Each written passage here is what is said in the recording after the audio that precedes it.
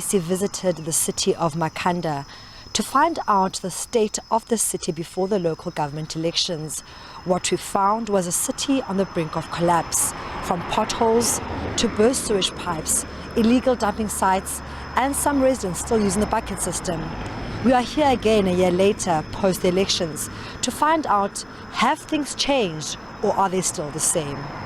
Makhanda is known as the City of Saints, much loved for the National Arts Festival and some of the top schools in the Eastern Cape. But as you drive into the heart of the city, it is clear to see why many residents are fed up. We then enter Fingo Township, notorious for potholes. It's an eyesore. We are now entering M Street in Figo Township, which is one of the most popular townships here in Makhanda. When we entered this township last year, what we found were a lot of potholes.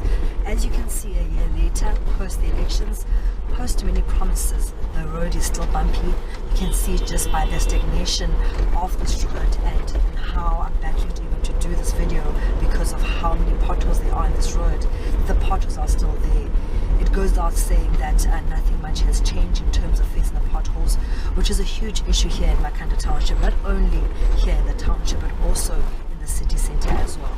When entering N Street, the ongoing water supply issue comes to the fore.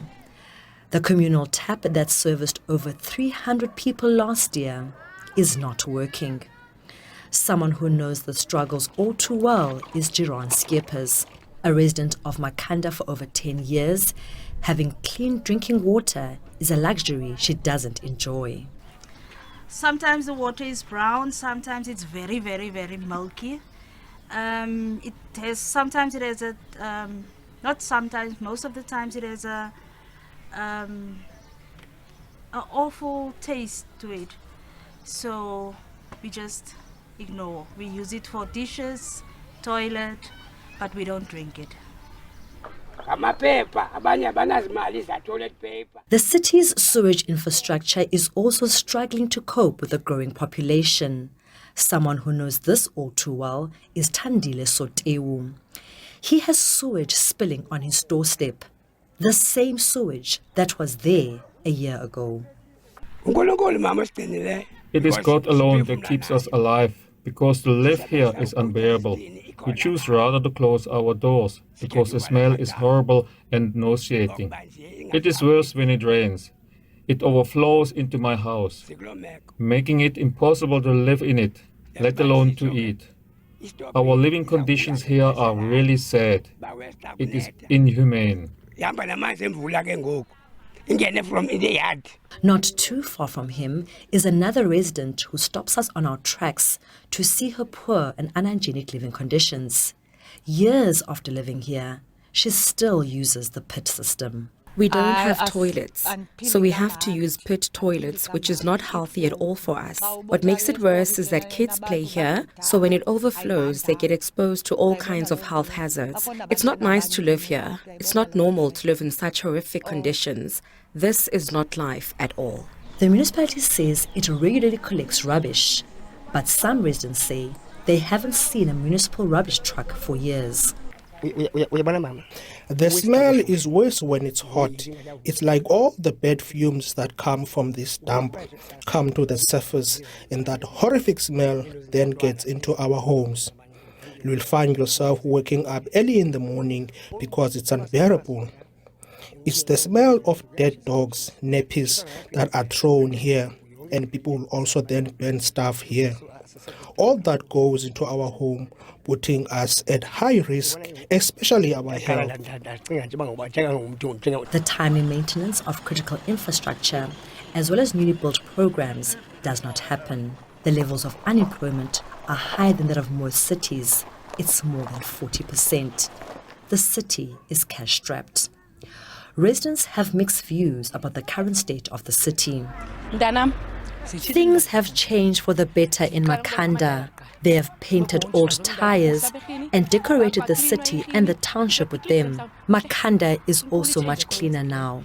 Our kids are even getting jobs through the various cleaning contracts around the city that have been made available by citizens in the city. It's almost sad how used to the lack of service we've been getting. So the roads, we have terrible roads, and sometimes you have to change your tires because of the potholes. And it's not just, a single pothole to dodge, it goes across the entire road. So you can't avoid them. Water, you are now sitting on groups waiting for a message to tell you, will you have water today or will you not? We often go 2 days no water, half a day with, That's very frustrating. During last year's local government elections, the NC won power again. It regained the highest contested Makhanda local municipality. This despite being reduced to a 1-seat majority in council, as it only managed to get 14 seats compared to the 17 seats it won in the 2016 elections. The biggest winners were the newly formed Makhanda Citizen Front. The movement contested the elections for the first time. It's made of Makhanda residents and won 5 seats in council. The newly elected leadership says they are aware of the problems and will ensure they deal with them as a top priority. Our CBD was also in quite a bad state, so we identified a number of roads that we wanted to fix, and that project happened. 4 streets were rehabilitated in the CBD area. These were Somerset Street, High Street, New Street, and Hill Street. And the project has made a huge difference to the road network around our CBD area. And the project amounted to about 17.8 million. But it's not all doom and gloom. The rubbish, which was clearly visible at this bridge a year ago, has been cleaned. All thanks to the Settlement Monuments Initiative. It employed people to clean their city. Lerato Fekisi, SABC News, Makhanda.